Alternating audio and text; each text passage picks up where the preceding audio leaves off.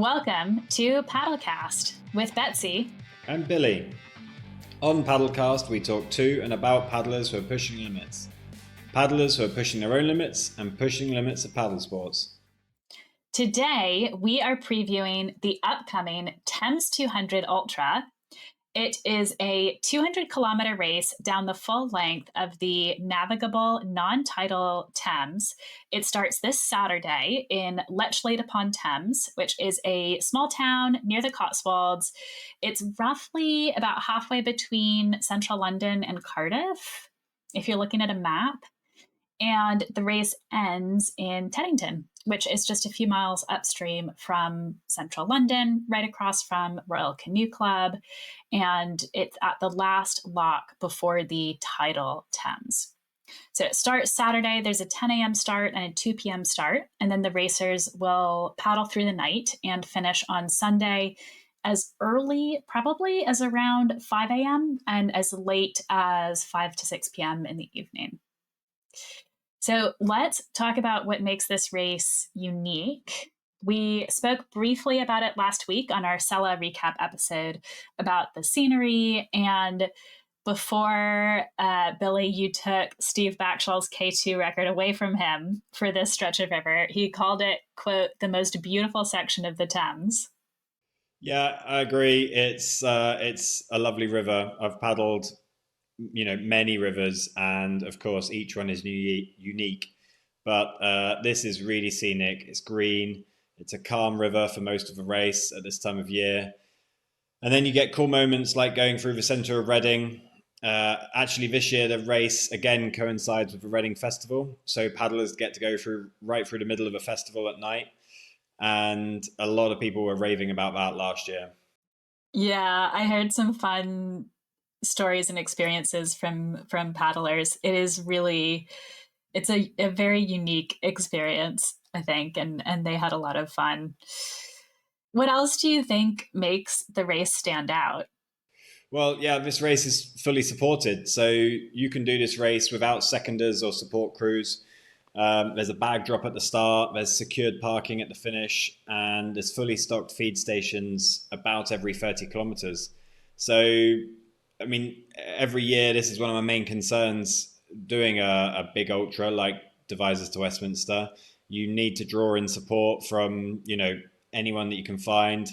And I find that, pre-Easter, no one picks up the phone to me. So this is perfect race. Yeah, I think it really makes it one of the most accessible ultras out there. It's relatively central. You can do it unsupported. It happens in the summer. I've spoken with a lot of the paddlers who are racing because I'm going to be live streaming it, and they have said, it's really nice to do all of this training in the summertime while it's warm out. I suppose it's the difference between training for a spring running marathon and an autumn running marathon. You either have to train through the winter or train through the summer. And ultimately, there's only going to be one winner there, isn't there? Yeah, it's easy to see, especially on the water, why summer training is more appealing for a lot of people compared to, January, February. Yeah, exactly. Yeah. What about the course, Billy? So you know this super well. You've got the K1 record and the K2 record on it. What's the course like? Yeah. The course is really good. I suppose, my knowledge of the course is most lacking between Oxford and Reading, which I've only done a couple of times, but I've done a few Lechlade to Oxford runs, and I've done the whole course in K1 and K2. The river's got some really tight turns up the top, and you meander around some really technical bits of river. But in this flow, it's absolutely fine. Only in the winter has it really become a problem. There's a few tricky portages at the top. In fact, the first portage is, really high, especially in not much water. And then a few of them down the course. There's certainly one. I don't remember the name of it, but you really have to look it up. It's really good to have a look at these on Google Earth before, because you can run through them and go, I really don't know where I'm going. But if you keep running, actually, they normally reveal themselves. It's only if you stop early, going, I can't see where to go. But yeah, no, it's a lovely course. That's probably good advice for the paddlers, at least on that upper section. Just keep running. Yeah, yeah, keep going in the general direction, and you can't go too wrong. Is sort of yeah. But you go through some dark sections on the Thames. You've still got to know it, and ultimately it's a perfect race to learn on. I know Rebecca Bird last year learnt the course very well, and it kick-started her campaign to. Oh, they didn't finish DW, did they? But it kick-started her DW campaign. Yeah. Her and Al Pipe. Yep. And she is Yeah. racing again this year, which is great to see. She is on I believe their team name is the Newbury Nutters relay team, Fair enough. which should be a good one. She is racing with Paul Jackson in K2 in the fourth leg. Okay. Lots of relay teams entered this year. Yeah, the level of competition is looking pretty high, because you've got either the straight through or the relay option with this race. We have seen a lot of really top end paddlers enter the relay race because you can do as little as, about 30K. Who do you think are the top contenders for the win this year in the relay division? There are some standouts, aren't there? Richmond and Friends are back after their win last year. And I think Chelmsford did have a team last year, but they've strengthened their team significantly. And I think the win will be decided between Richmond and Friends and Chelmsford Empire Strikes Back. It will come down to who loses the least time, I think, on some of these. And, who makes the least mistakes. Yeah, definitely. And that was what we saw last year was the Chelmsford team, one of those crews got a bit lost in the middle of the night at one of the portages where it's hard to see where to go. And they lost a few minutes there, and that was enough it was just a bit too much for them to come back from, and Richmond and Friends took the win. Yeah, it's one of those races where it's long enough, anything can happen. The teams should be fairly well matched. They're really strong crews. So yeah, it could be really tight. And then there's one more team that might have an outside chance, right? Yeah, the girls' team. Unfortunately, it's the only girls' relay team in the race. They don't have a competitor in that sense, but they're going to be well in the mix. And, it's a really strong team. Yeah, I'm excited for that one. They've selected the punny name of No Boys Allowed, boys BUOY. Okay. Yeah. Love a good pun. Yeah. The women's team is going to be really strong, and we'll get into those names in a second. But we have also got entered several other strong relay teams from a few different canoe clubs. So we've got a team from Tunbridge Canoe Club. We've got the Bisham Paddlers. The Devises is sending two teams. We have the Devises Diggers relay team, which is mostly canoes, and the Devises Canoe Club relay team, which is mostly kayaks. The Newbury Nutters, who we mentioned, Red Thunder, who are from several of those paddlers, I think, are from Pangbourne, and the Bradford Biffas from Bradford on Avon. And then a few other teams who I think might still be determining their team names, plus the Centurions and the C4 Barbarians, who we'll talk about a little bit more.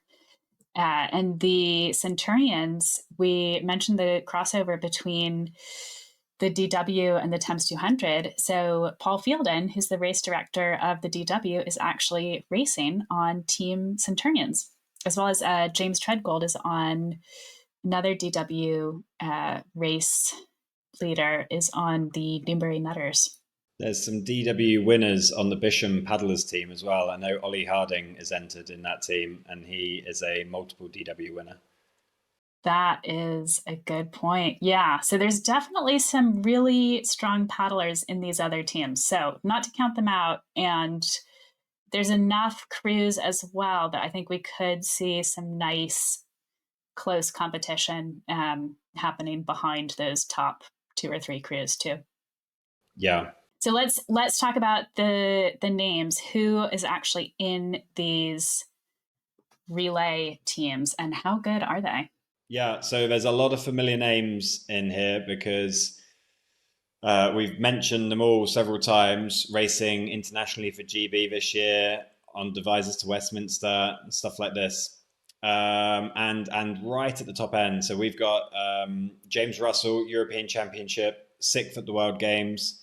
He is, believed, doing 2 legs for the Champs of Empire.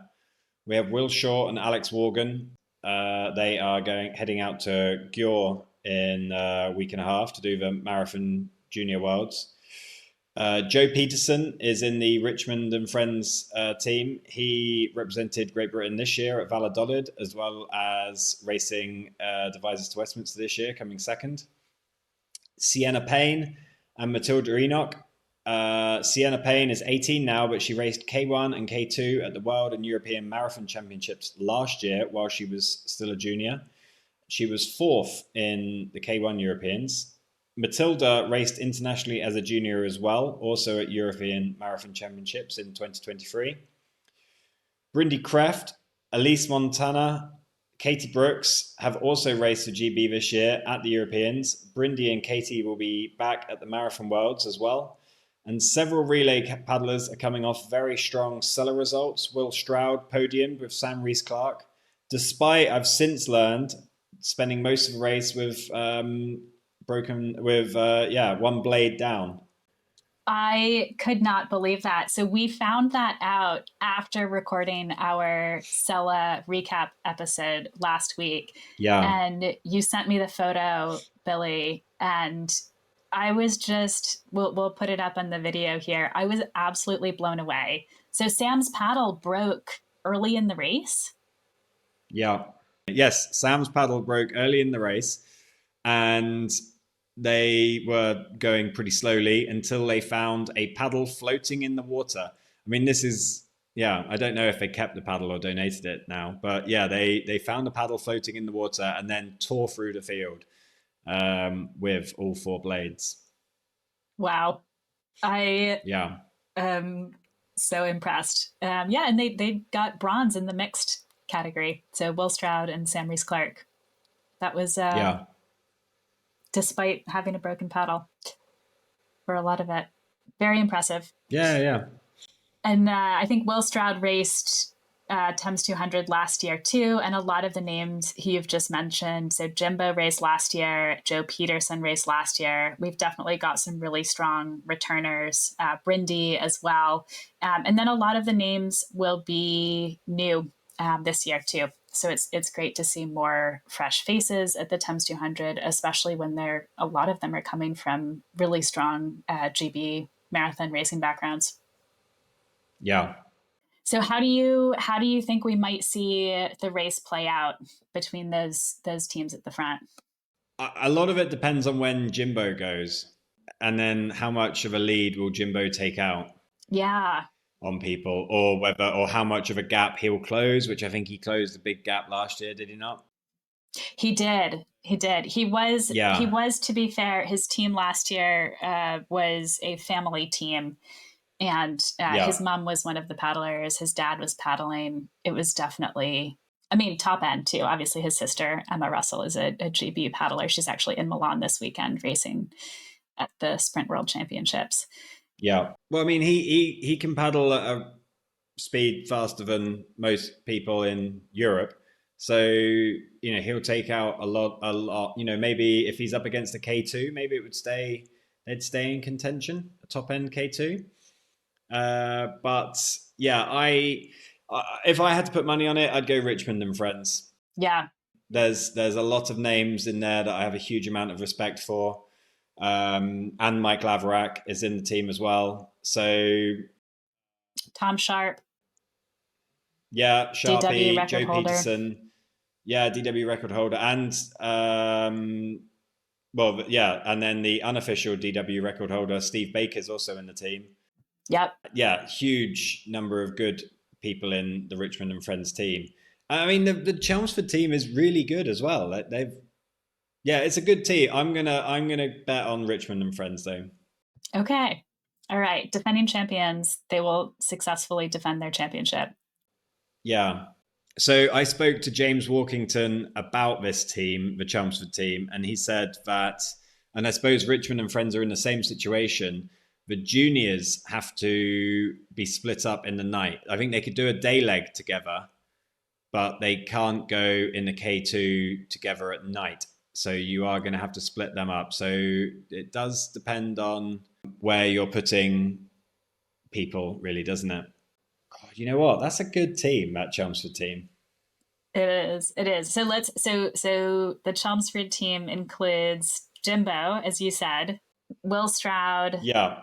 Pete Wilkes, Tim Gannicott Porter, James Walkington, Cassian Payne, and George Hampton. And I think it is Cassian and George who are the juniors in that team. So they will have to be split up on the night legs. Yeah. That's a good team. It's a very, very strong team. Yeah. Yeah. Okay. And then the Richmond team of George Durden, Steve Baker, Joe Peterson, Tom Sharp, Mike Laverack, Brett Irvine. Is that Tim Dowden? Will Short and Alex Morgan. Yeah. Is a good team. Yeah. These are a lot of very fast paddlers. And the strategy is going to be really interesting. So I guess we won't reveal too much now, and we'll let the teams determine how they are going to race without insider information, although they could be talking to each other.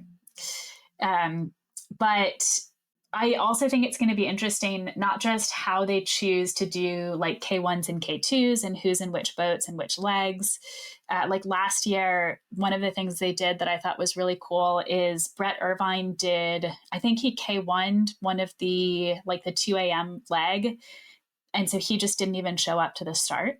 So he basically spent all of Saturday resting, napping, showed up, smashed out his 2 a.m. leg, and then was there at the finish. So those kinds of things will play into your strategy. I think the wash hanging is going to be really interesting because we have more racers this year. We have so many more relay teams. We also have a good number of nonstop K2s. I'm going to be curious, what packs form. Yeah, it's a mass start, so you can definitely get some good packs going off early. And then I suppose the non-stoppers have to take a bit more of a break at the checkpoints, and the relays just hand their GPS over and carry on, don't they? Yep. Yeah. I mean, the non-stoppers don't have to take longer breaks, but they usually do. I think they do have to, really. Just realistically, you can't hand over. Yeah, you can't hand over just as much. Yeah. And I guess the last thing on that relay. So we think it's going to be the Richmond and Chelmsford up front. You're betting on Richmond. I'm going to play it neutral since I'll be live streaming it, and I'm going to let your bet stand. I'm really tempted not to go with them though. Looking at that Chelmsford team, I would like to see the makeup of how Richmond are going to stack their team. I think they're holding it close to the chest. Yeah. Yeah.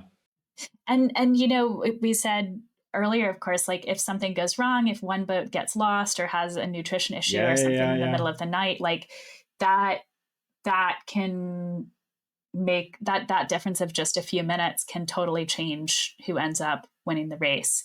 So that could still happen. And I think it's also one of those situations where we could see the women's team, no boys allowed, maybe come from behind if something happens to one of those top two men's teams, especially if they've had a good, maybe they've been able to kind of travel in a pack through the night with some of the other quick teams. The girls team, they will be there to to sort of mop up any mistakes from those two boys' teams.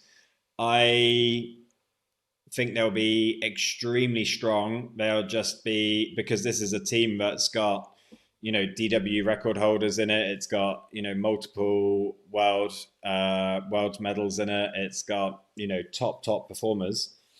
But I would have loved to have seen them actually have some female competition. Yeah. Rather, yeah. Yeah, rather than trying to chase down the boys. Yeah. Which they could very well still be able to do, given the caliber. And just to review that full team list, that is Lizzie Broughton, Anushka Freeman, Sam Martin, Brynde Kreft, Sienna Payne, Matilda Enoch, Elise Montagna, Neris Hall, and Katie Brooks. So again, yeah, as you say, Billy, DW winners, multiple DW winners, world championship medalists in marathon, GB team paddlers. Really, really strong bunch. Yeah. Do you know, the only thing that I thought was bad on that is that all the high portages are at the top, and they've given those to Lizzie. Yeah, that is the high portages are challenging as a smaller person. Even we'll talk about the solo nonstop racers in a minute, but even talking to Isaac Blackman, who's doing it K1 through the night, even he was worried about the high portages, and I don't think you would. Yeah, so the smaller you are, it does make those challenging. Like a month ago, it's high. It's as hard as I'm 6'2". They're high. You have to climb down. You have to use the lower like railings and the bollards to sort of like clamber down. Yeah. Oh man, this is actually it's a triathlon. You paddle, then you integrate the climbing. Sport climbing at the side of the lock, and then you run. Yeah, it is tricky. And speaking of that women's team, we did have a chance to hear from Brynde Kreft, who's on that team and who raced last year. So let's play that for you now. Hey, Billy and Betsy. Really excited to be entering the Thames 200 again this year. So, decided to enter it again because I had a lot of fun last year. I really enjoyed paddling in the dark. It felt like adventurous, kind of exciting. The group chat and swapping all the stories of all the places that the different members of our team got lost and the adventures they had along the way were really fun. And this year I was really excited to make a girls team. I'm really excited to be on a team with a bunch of people that I really enjoy training with, really enjoy racing with, really admire. So our team this year is very strong. I think every member of our team has raced internationally at Euros or Worlds. And we have multiple DW winners, K1 and K2. And then even among the girls who haven't done ultra racing or longer distances before, if you look at the kind of training volume they're doing, it's not all that different to what a DW winter block looks like. So it's also just like a really fun group of people. Like a lot of the members of our team are really good friends. They've paddled K2s together in different combinations before. So for choosing legs, it was pretty straightforward, really. Everyone has different training goals. There are different points in their season and a different experience with distance and with the course. So Katie Brooks is racing Marathon Worlds K1 pretty soon, so it made sense for her to do K1. And because Marathon Worlds is pretty soon, it made sense for her to not do too much distance. Some people are coming off big blocks, and so they prefer to, have the less intense option of doing it in K2, and also the K2 combos that we have, they're all good friends who enjoy how the boat runs, and so they're really happy to be jumping in K2s together. Some of the K2s are also people who are less experienced with distance, and so then it felt like a more gentle stepping stone to start by doing it in a K2.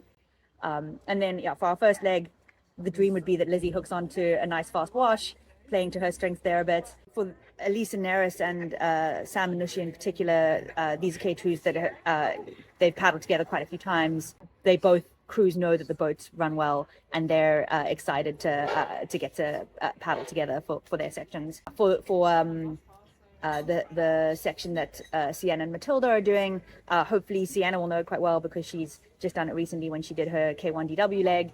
Leg 3, because I train out of Oxford, I'm the most familiar with out of the team. So that was also some of the strategies in choosing who went where.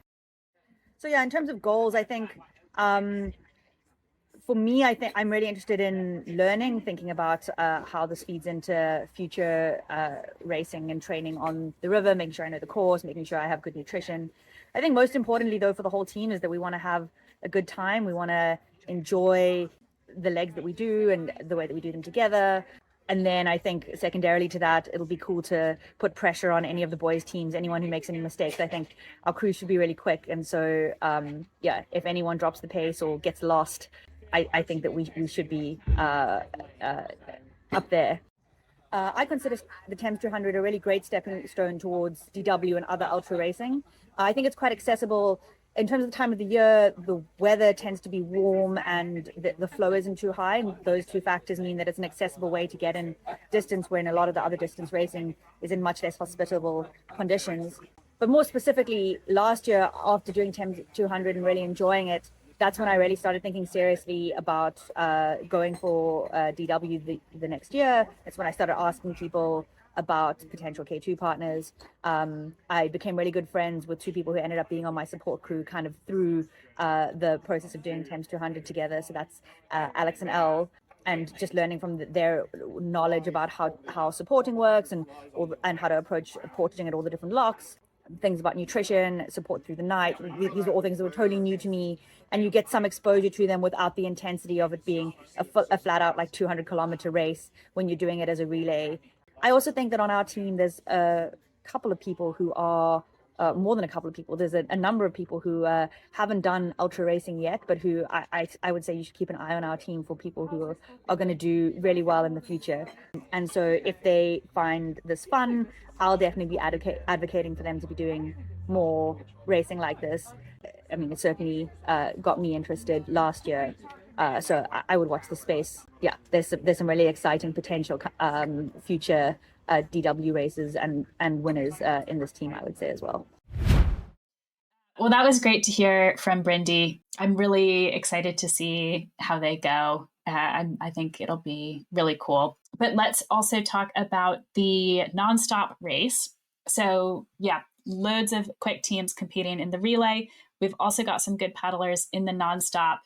So last year, it was Mike Rees-Clark and Sam Rees-Clark, the siblings, who won the nonstop doubles race.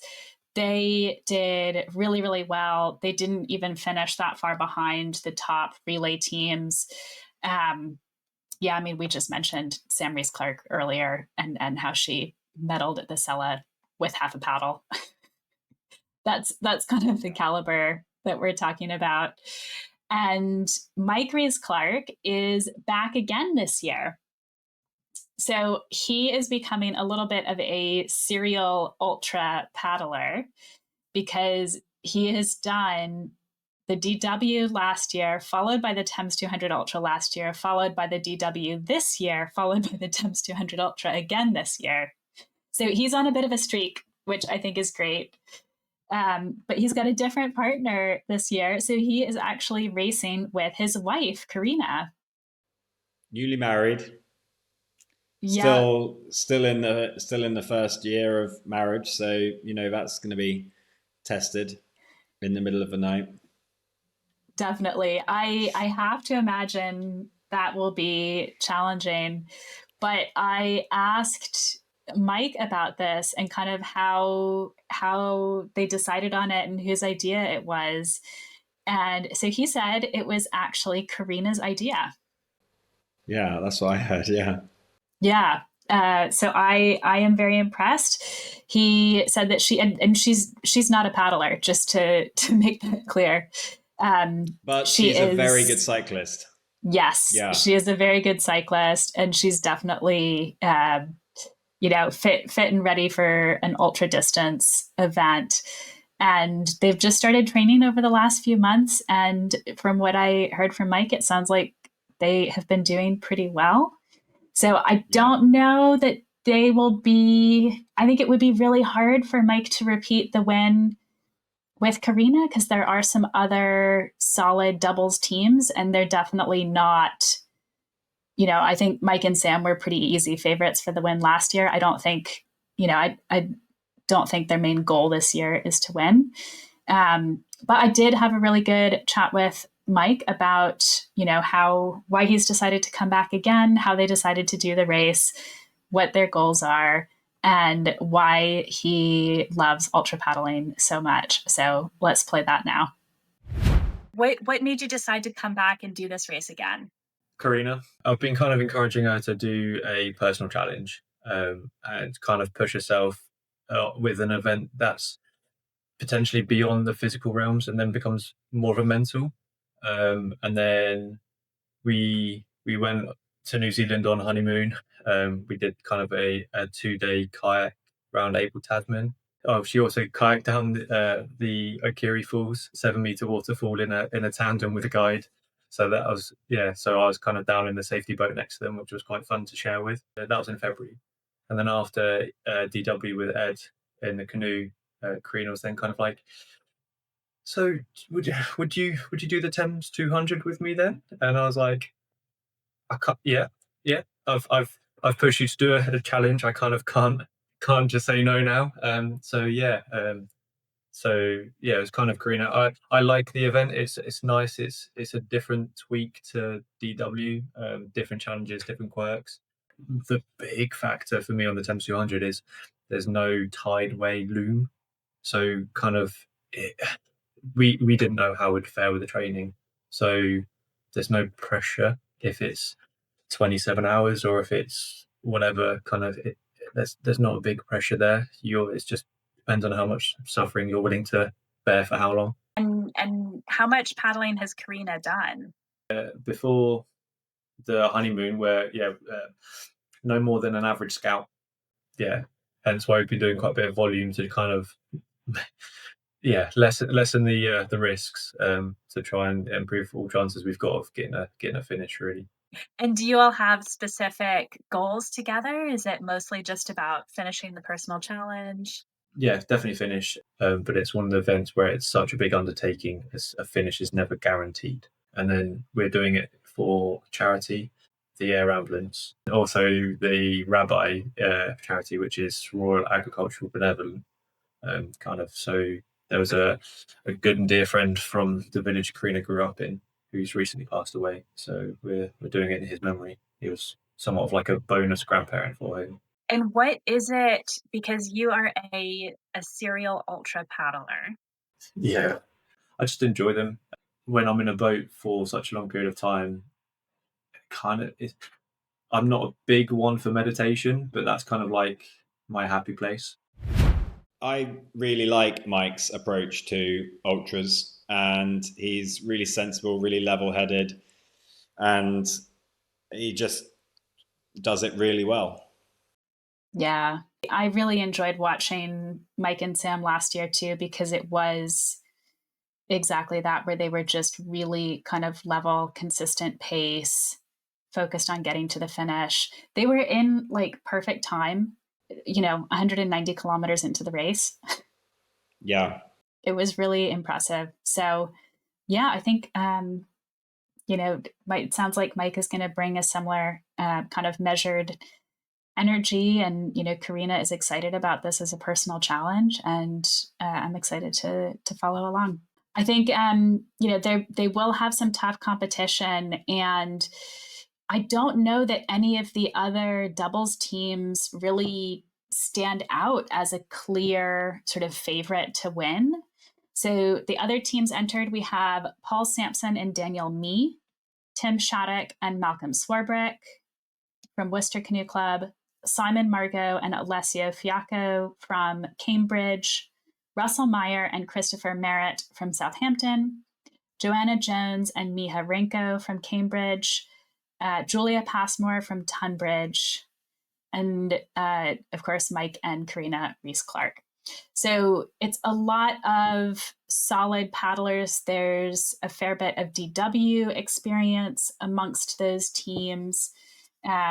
when we look at their sort of Hasler divisions, so that's from 1 to 9, a lot of them are in that kind of 4 to 5 division range. Yeah, hard to say who's going to win that one. Again, we might see packs forming up between them, especially through the night, and it could be pretty close. Yeah, I think that's going to be really close racing. Well, and then we've got the solo nonstop race as well. So last year, it was a race between Harry Gilbert and Richard Buston, née Hendren. And it was really tight at the beginning until Harry started to kind of pull away. And it looked like Harry had a pretty solid lead and that he was going to take it. And then in the middle of the night, hypothermia hit. He had some issues with kit. It was really unfortunate. And he ended up not being able to finish. And Richard Buston ended up finishing and winning the race. Richard, of course, multiple DW winner, very extensive DW and ultra kind of pedigree. This year, we have Harry Gilbert back again, unfinished business. But we also have Isaac Blackman from Richmond. It'll be his first time doing this race. And Tom Diaper from Royal Leamington Spa. And then I think those are probably the top 3. There's some more entries in the solo nonstop, but I think it's probably going to be a battle between those 3. Yeah, I mean, Richard did brilliantly last year, very solid. Did it with very little training. It was just experience alone. But you could see at the start he was an extremely experienced, racer over this sort of distance. And actually, I think is he equally experienced? I think he's equally experienced at doing these races with very little training as he is now, having done them with a lot of training. He is very headstrong. That was why he won last year. He set off at his own pace and just battled on his own and overtook Harry, who was young and naive and inexperienced at that. Ultimately that's what it was. Harry had plenty of speed last year, but didn't dress accordingly. Maybe didn't feed himself quite right and paid the price. Well, how much did he learn last year, and what will that mean for this year? Because he's been putting in some really good training and sort of really with the goal of getting this done now, hasn't he? Yeah, definitely. I think it was a huge learning experience for Harry last year. He's coming into this with a different kind of approach and mindset, and I think he's gonna pull it off. I'm looking forward to seeing it. Yeah. So you're backing Harry, are you? Oh, okay. For taking bets. Well, we haven't talked about everyone yet, though, because what about Tom Diaper? Okay, sorry. Yeah, I mean, Tom is a very good paddler. I've paddled a lot with him in K1s. I've paddled a fair bit with him in a K2, although he couldn't put up with my lean. So we ended up, not paddling much more in a K2. He's got 4 DW finishes to his name. He has come second in 2015 with Jim King. And he is a serious contender for this. I did, do a bit of research, found out he has just got off a family holiday and he is ill at the moment. But, I'd be putting my money on Tom, I think. Yeah. I think on paper, Tom is the favorite because he's got the DW experience. He's a solid Division 2 paddler, right? Yeah. Tom will take himself to some pretty dark places. If he's struggling in the night, I don't think that will matter. Tom's a tough cookie. Yeah. I think that combination of speed and having the ultra experience is going to be tough to beat. But yeah, I mean, Harry, he's got the experience from last year. He's coming in having learned from that. And Isaac Blackman as well. He did make a comment that if he had seen all of those names, probably including Tom Diaper beforehand, he might have trained a little bit harder. But he's been training hard enough to get himself promoted to Div 2 from Div 3, which just happened a few weeks ago. And I think he's really excited about the race. He's been working hard. I asked him, about his approach. He is planning to try and take it steady and really pace himself, which, as you say, is the best strategy to approach these kinds of races. But it is going to be a really exciting mass start. And I think it is going to be really hard for a lot of these paddlers to hold themselves back off the start. Yeah, when you talked about pacing it, the only person who's gone down this whole course and not really paced himself was Harry. So, obviously the K2s that went down before for record attempts, before the race, they paced it pretty nicely. Steve Backshaw, did a pretty cruisy one in the summer. Myself and Tom Dawson really took it easy in the first sort of, really the first half. We were really taking it easy. I remember saying to you before I started that there was going to be no heroics in the dark in the flowy sections, and as you said, if Isaac Blackman is going to take it easy, it's the right approach. But no one has gone off the line or left Lechlade fast yet and made it fully down the course. And actually, while we're talking about the course, if the next person that tries the record, they are going to have to leave Lechlade with some sort of purpose. So that will be interesting, and it will be interesting if any of those guys, if Tom, Harry, or Isaac, decides to break away and go early, whether they'll make it down. Yeah, I think it'll be really interesting. And one of the themes from last year was just how much of a difference it makes to go through the night with a buddy versus going through the night by yourself. And I am really hoping we see these guys team up and go through the night in a pack, because I think they're just going to have a better experience with it. But yeah, I mean, that means having to prioritize slower pacing and reining in your competitive instincts. We'll see. Yeah. We'll see. Yeah, well, and we had the chance to ask some questions to both Harry Gilbert and Isaac Blackman. So here is Harry. Hi, Betsy and Billy. Thanks for having me on the podcast. Thames 200 this weekend. Really excited to get started. It's been a good kind of build up towards the race. I've got quite a lot of paddling done this summer in terms of training and racing, both in the K1 and in the ocean ski, paddling out Carbis Bay. That's where most of my training has happened.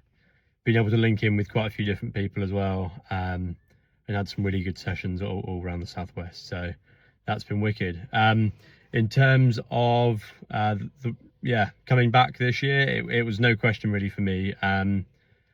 As soon as I finished last year, or rather, as soon as I didn't finish last year, I knew then that the next day I was coming back again for a proper go this year. I only gave myself maybe 6 weeks of paddling last year. Hadn't really done anything, and was inspired to get back in the boat by Mike Lambert's GB lap. Yeah, that really kind of got the spark going again. So I was happy to have a crack at the race last year. Not too upset when it didn't go my way, but I knew I was definitely coming back for another go. In terms of the competition this year, I think, definitely Isaac Blackman's looking pretty strong. I don't really have a race winning strategy, I would say. I'm just more focused on getting a finish and getting to the end. That's really important for me. So, but yeah, 200k is a long way. We'll see what happens and how it comes out. I think the challenging bit for me is just going to be trying to keep the pace nice and steady, nice and comfy, and making sure that I'm just right there, right through the race. And yeah, that's kind of my main focus for it, really. I'm really excited to get going and hopefully see you there, Betsy. Cheers. And let's hear from Isaac as well. What am I most excited for the race? I think finishing would probably be that. Gosh, that might be counting chickens, right? But the most thing I'm excited is just getting started. I'm really excited for the mass start. I think that's the most daunting yet exciting part of the race. The first 2 stages might be the most difficult. I think mainly because with that mass start and you're with the relay crews, and I know who I can keep up with training who are doing the relays, and basically just letting them go is going to be really hard. And if other people on the individual race decide to go with them, having that sort of mental discipline to say, okay, off you go, I might see you later, is something that's really challenging to think about. I think the start, not racing it like Hasler, is going to be something that's going to really have to take a bit of strength to do. That first 2 stages are so windy, and you're not going to get a huge amount of time whipping yourself around those turns. The porches are also so tall when I was practicing it. So the river, with all this heat we've had, the river's so low, and I was having to I'm not the tallest person, I'm not the smallest either, but I was having to properly lower myself into some of those portages on the other side at the start. So you put that massive pace in, and then you'll just lose it on the portage anyway. Those type things, those sort of mental chest or whatever, those are the things I'm most nervous about. In terms of strategy, for me, it's 200 kilometers. I think finishing's the main thing. If I have a nice wash group going through the night, that'd be so sweet. I'd love to work with a couple of the guys if they're open to it, and then hopefully have a strong end to the race. What do I think of the competition this year in terms of who's taking part? I got very excited when I saw that 6 of the individual non-stops are Div 3 and above. 3 are Div 2, I think the other 3 are Div 3. And there's not a huge speed gap between 3 and 2, I find. Especially over that distance, where I don't know if the division that you're in, especially how well you race in Hazlitt's, matters too much. I think my main strategy is not to get too caught up with the racing. So many times I've seen in GW where people have come in saying they're going to break the record, they're going to win and all that, and the number of time they drop out is I reckon there's a stat somewhere there. I'll keep aware of other people. Hopefully I'll have a nice wash group through the night with some other individual paddlers, or maybe a K2 or here or there. But the goal is to be smart, turn off that little voice in your head that tells you to hold onto a wash no matter what, and enjoy it. Well, I know what time I'm probably competitive for. That time I've worked out by paddling on my own, so just balancing that with wash hanging, and yeah, working with the other great athletes. I know there's Tom, who's done a lot of these ultras. Daniel, I don't know, but he's also Div 2. Harry Gilbert dropped out last year, but was doing incredibly well up to that point. So there's so many good athletes in that group of injury. It'll be an amazing race. Really looking forward to it. So see everyone on Saturday. Well, yeah, as we said, let's see how well they can, keep up that pacing strategy. And who's your bet to win? Are we going with Tom Diper? Yeah, I'd go with Tom on that one. All right, I'm gonna stay officially neutral on this one as well. But I can say, the data and on paper backs up your choice. But you never know. You never know. Yeah. So we've got some other solo racers going through. I think there's one quick paddler with an interesting outside chance is Daniel O'Halloran from Chelmsford. He, I believe, is actually going to go off at the 10 a.m. start, unless that changes. And potentially that is because he is a younger paddler. I think this will be his first ultra, certainly of this magnitude. And, it'll be interesting to see how he goes. It might be more of a challenge for him because it is hard doing your first, especially I think when you're young. But excited to see how he goes. He's also quick when we look at the Hasler data. And then the other non-stoppers, So we've got Mark Roberts in K1 going off at the 10 o'clock start. I think he typically does more rowing than kayaking, but he is going to be kayaking. Gary Johnson in K1, Paul Brandt, and Tom Eames. So those are your K1 racers. And then we have also got, I believe, 4 stand-up paddleboarders: Chris Davison, Adrian Angell, Kevin Cohn, and Jonathan Hebert. And I am pretty excited for the SUP race because last year was the winner was Gavin Simmons, who set the new fastest known time on a SUP down the course. Yeah, which was really exciting for any SUP going down the Thames. There had been some other times set that were significantly slower in previous years, and I think Gavin has put down a really good time given the low water. I think I would still like to see someone go down and do a fast SUP time in faster conditions, as well as see a female SUP finisher, which we're not going to get this year, unfortunately. But yeah, that challenge is out there for whoever wants to pick it up.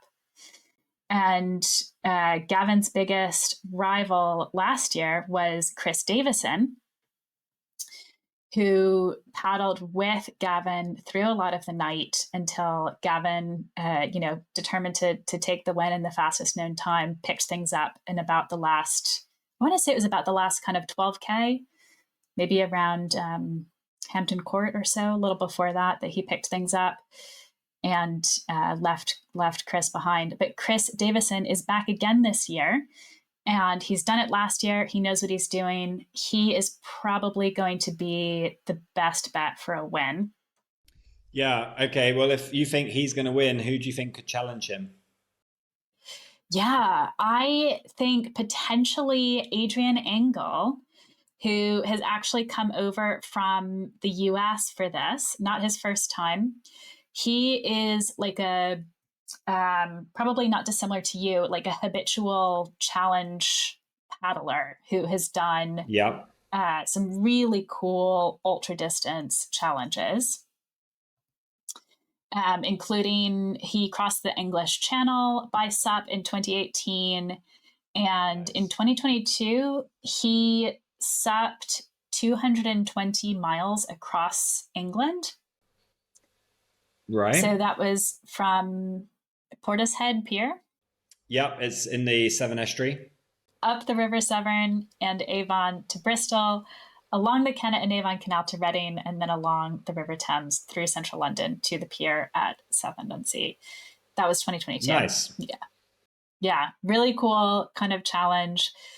And he's also pretty good in the shorter distance stuff. So he's raced at the USA National Championships in SUP the last couple of years. He has finished sort of 5th, 6th place in some of the Masters men races there in sprint and distance. So strong paddler. I think he would probably be someone who could maybe paddle through the night with Gavin. With Chris. It's hard to say because I don't know that they've actually competed against each other yet. No, but this guy, if he's done some of this stuff, he's going to be really strong. I think you should ask him about that Portishead to Southend, because that might sound lovely. I mean, that is some disgusting water that he's paddled through. That section from Portishead up to the River Severn is not nice, and then you get down, you go along the Thames.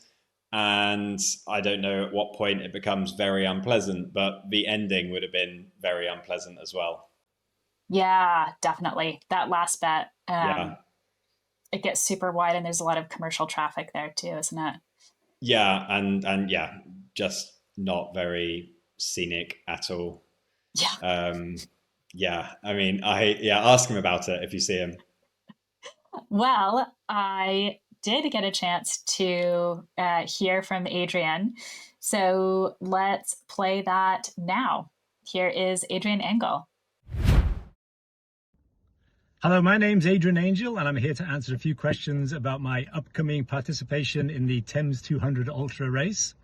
So the first question is, what made you want to race the Thames 200 Ultra? And I think back to last year when I saw the race coming up last year, I was like, this is something I really want to be part of. So each year I do a fundraiser for Diabetes UK, and each year I try to make it a little bit more challenging each year. I already had something scheduled last year, so I did that. But this year, this race fit perfectly in terms of being way more challenging than anything I've done in the past, and worthy of being a great fundraiser for diabetes research. Second question is, you've done some pretty serious ultra paddling challenges already, including supping 220 miles across England. How do you expect the Thames 200 will compare to your previous ultra experience? So I think the main difference here is that I have paddled 220 miles, but I didn't do it all straight through. I had at the end of each day, I had a nice meal and a great night's sleep, and then I kept paddling the next day. So the huge challenge this year is going to be just the continuous nature of it, and paddling, through the night, and managing everything that there is to do around nutrition and managing any energy levels. Paddling in the dark is going to be a new experience and a new challenge, and just the total distance in one shot. Next question is, how do you think you'll stack up against the competition? Who do you think will be your biggest rivals? Well, I have absolutely no idea who else is in the race. So, so my biggest rivals, I think, will be the cutoff times. I'm slightly concerned about the cutoff times, but I think it'll be okay. Paddling through the night is, like I mentioned before, is going to be a huge challenge. Nutrition is going to be a huge challenge. So just the race itself is my biggest rival. Let's put it that way. And the last question is, what do you think will be the hardest part of the race, and what are you most excited for? So I think the hardest part, like I mentioned before, is going to be paddling through the night. So I think I've talked about that. What am I most excited for? I would say the finish is what I'm most excited for. The other thing which I think I'm also excited about, and this has been my experience so far with the race, is just meeting new people who are passionate about the same thing that I'm passionate about. So I've already made some great connections as I've been planning for the race, and it just shows, the paddling community is an amazing community, and just I'm excited about being part of the community as part of this race. All right. So yeah, I think, Adrian is the type of person who will be very well prepared for an ultra challenge. We've got Chris Davison, who will be well prepared. And then Kevin Cohn, I don't have a ton of data on, but he has raced the SUP 11 City Tour a few times. I think both the 5-day version and the nonstop version. And that is probably some of the best sort of preparation that you could be doing for the Thames 200 Ultra on a SUP. So I think, he could be in the mix as well. In 2023, he finished in 7th place in the nonstop race in just under 33 hours. And he placed behind Paddy McCormick and ahead of Craig Sawyer. So Paddy McCormick, you may recall from our DW episodes, was one of the first suppers to officially race the DW stages race this year. Where he did really, really well. And Craig Sawyer raced the Thames 200 Ultra last year, where he finished, I believe, 4th.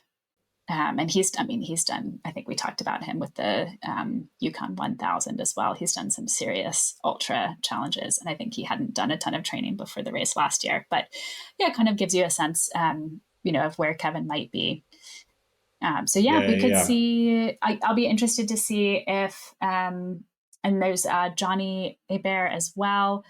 So I don't know how close these guys are going to be through the night and how much they might decide to, adapt their pace in order to have a buddy on a SUP through the night or not.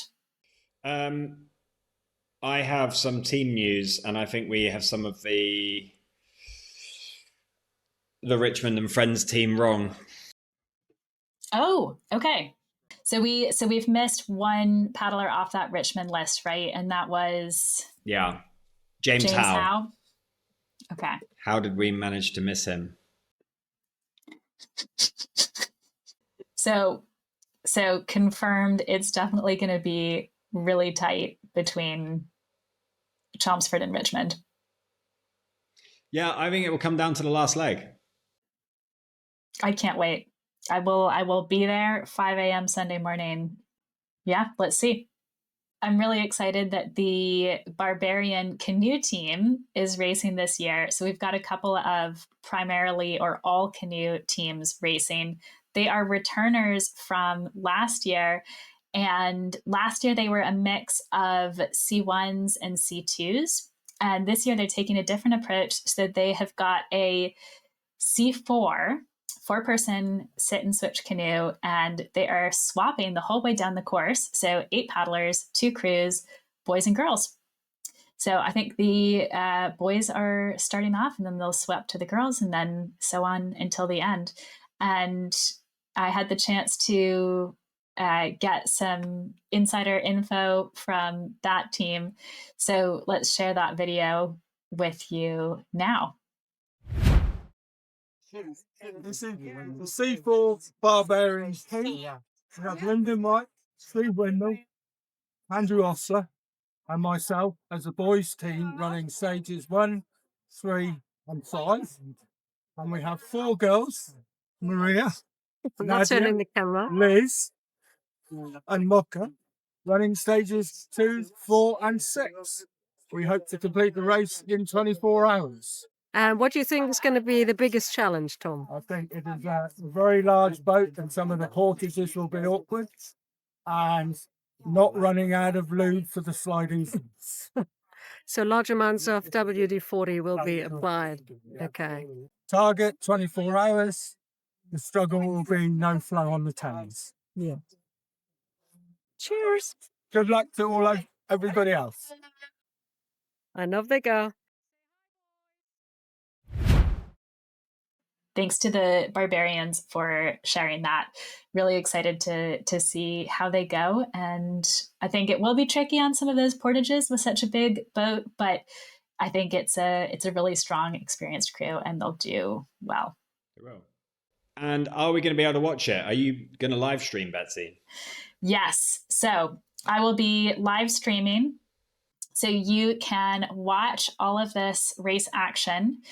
It'll be on YouTube. It might be on Facebook too, but I do recommend YouTube because Facebook cuts you off after I think about 10 hours. So I'll be live at the start on Saturday. So it'll be the first start for some of the SUPs and the slower boats at 10 a.m. And then the second start, which is the main one, at 2 p.m. So follow along, make sure you follow along on social media as well, the Paddle Daily accounts, and there'll be a bit on SUP Racer too. Then we will chase the paddlers to the next couple of checkpoints. So there's 5 checkpoints during the race and then the finish. So we'll be at the first and second checkpoint. Then I'm going to see if I can, and that'll be live as well. So Saturday afternoon and evening, you're going to want to be on the live stream, seeing how the first couple of legs of the race have gone and how things are looking. Then I'm going to share some updates overnight too, where most people will probably be asleep unless you are tuning in from a different time zone. And then we'll tune into the live. You can do that and see how things are going and whether Billy's predictions were correct.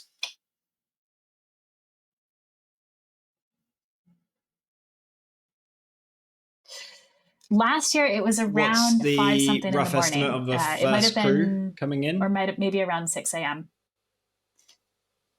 So yeah, if folks are not awake by then, we'll try and put some updates on social media too. But you should also be able to kind of like jump back in the YouTube live stream and watch them finish.